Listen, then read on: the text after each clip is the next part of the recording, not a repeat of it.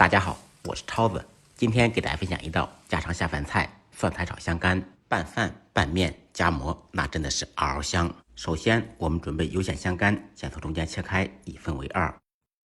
片开以后，先切成小长条，再切成小丁。切好以后，放入碗中备用。一小把蒜苔清洗干净，去掉根部，切成1厘米左右的小段。切好的蒜苔丁放入碗中备用。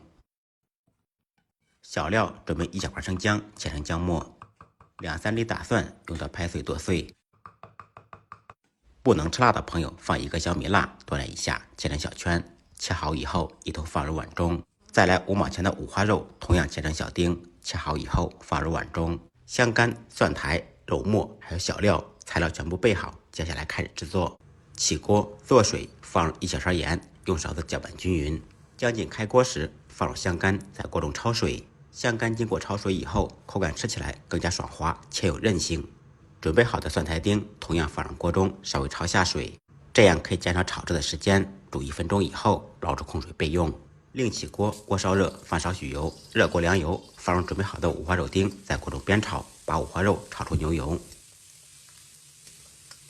炒至肉末变色出油以后，放入准备好的小料，半小勺豆瓣酱，继续开中火，把小料、豆瓣酱炒香，炒出红油。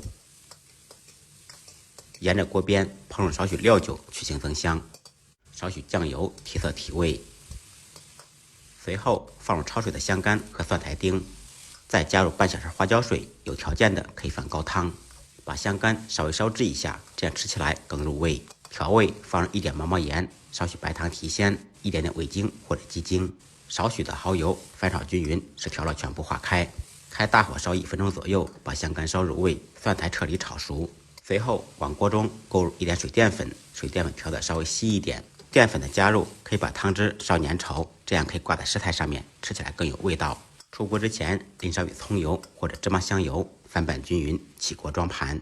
一道鲜香味美、下酒下饭的蒜苔炒香干就做好了。简单的家常菜，不一样的味道。如果您喜欢这道菜，可以关注、点赞、收藏，有时间试一下。再忙再累，记得按时吃饭。下期视频见，拜拜。